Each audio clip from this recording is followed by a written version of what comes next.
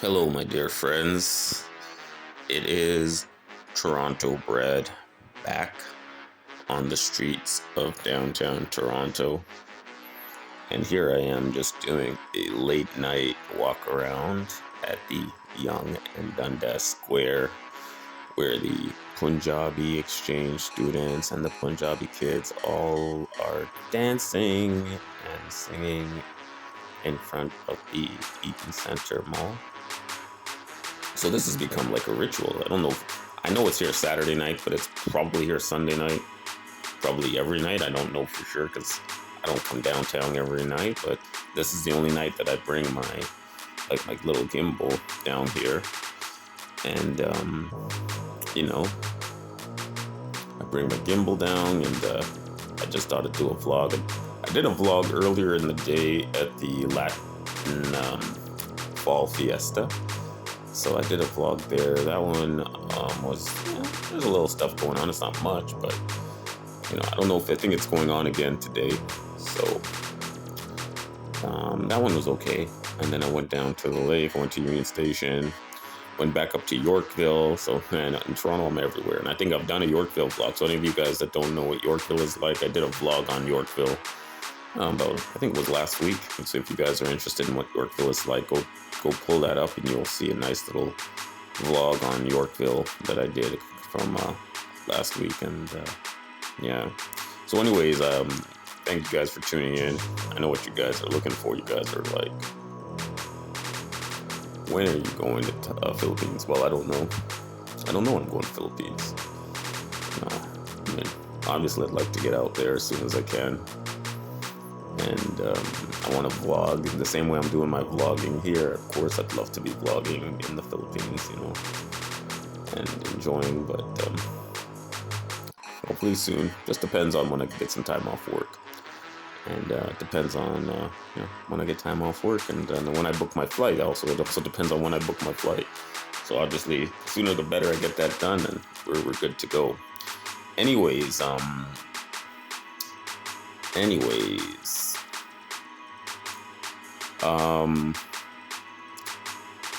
so yeah, I've been down here, I've been down Dundas, and I don't know, had a kind of interesting week. I've been following events in the news. I don't know if you guys have been following the news, but here in Canada, I think this past week we had Zelensky came to Canada. It was a big deal, right? Zelensky is in Canada, and so we had a big thing for Zelensky, and he came into the Parliament. And I guess you guys have heard by now when they were in the Parliament, all of the guys in the Parliament did a standing ovation for one of the guys that was part of the Waffen SS Galatian units in Ukraine. So basically a straight, and they gave him a standing ovation. So that's so insane. Like, this guy was working with the Germans in World War II with the camps and in Kyiv and all of that, and they gave this guy a standing ovation. And how did he even get into Canada is what I was asking, So yeah, if you ever needed any proof about that the government's full of lies and they lie to you all the time and they tell you one thing but actually the other thing is happening, there you go. And then I heard yesterday Blinken was saying something that the Russians were trying to cover up German crimes in Ukraine during World War II, and I'm like, what? Why would the Russians cover up German crimes in Ukraine during World War II? Like, it makes no sense. Like, apparently the Germans set up some camps, and then they basically, they did their little extermination there, and they're saying the Russians would cover it up. Like, why would they do that? That doesn't make any sense. I think the Russians, when they were during World War II, as they were advancing towards Germany, they were, quote unquote, liberating these parts of Ukraine from the Germans, and then they were discovering all of the crimes that the Germans had committed. And now you have total rewrite of history, where now the Americans are saying that, well, not the Americans, the American government, let's be very clear, there's a differentiation there. the Russians were trying to cover up German war crimes. Like, why would they do that? Makes no sense, right? So, you've got to be very careful with these guys on the left, the political spectrum. They are, seems like they're very progressive and they care about everybody. But in reality, they do lie a lot. They don't tell you the full truth, and they will manipulate you so that you go along with what they're trying to implement. So, these are things that, maybe, if you're not paying attention, or if you're like not a high intellect person, if you're like a low intellect person, you'll just fall for it and say, oh, great, everything is great. But then you realize that there's actually the lies that are going on from these guys on the left. So you have to be very mindful of that, and your eyes need to be opened to that type of nonsense. But anyways, yeah, so it's a pretty interesting week on the political front, or the geopolitical front. As for me, I've had another stressful week of work, man. I work hard every day, man. I'm always working, stressed, and I'm tired. I just want to sleep all day, man.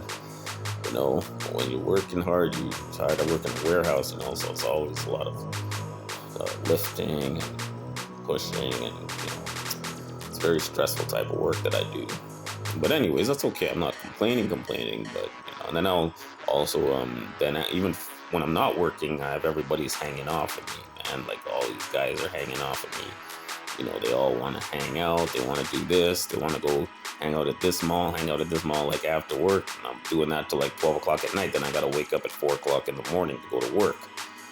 So I'm always getting like that push and pull of just your friends that are, wanting to hang out. Plus you got to do work. Plus you have other friends. Oh, and then of course you always have the friends always need money. Oh man, that's also the worst. Oh, I need a loan, $100, $1,000. Can you lend me $1,000? Come on, man. What's wrong with these guys? Why don't you get a job, save your money, everything. So I'm always dealing with that as well. So, so these are things that, I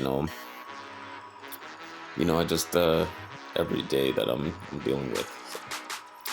So, anyways, this is, by the way, guys, this is Young Street. I'm here at about 11 o'clock at night here. And I'm just walking down the street, just doing my little gimbal thing. So you guys can see I'm going out here on the street. And this is Young Street. This is once the longest street in the world. Not anymore.